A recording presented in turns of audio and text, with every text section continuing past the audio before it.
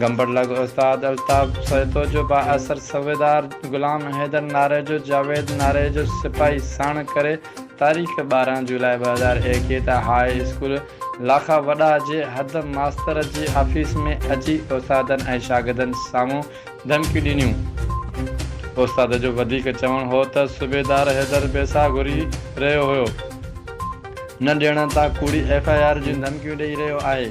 मूंखे जानी माली ख़तरो आहे, मूंखे कुझु बि थियो त उन जो ज़िम्मेवार सूबेदार हैदर नारे जो हूंदो।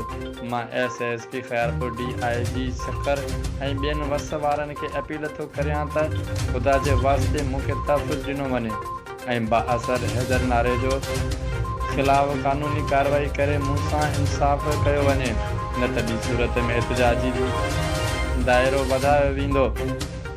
रिपोर्ट ज़ाहिद हुसैन, जामनो सिंध एक्सप्रेस न्यूज़, गंबट।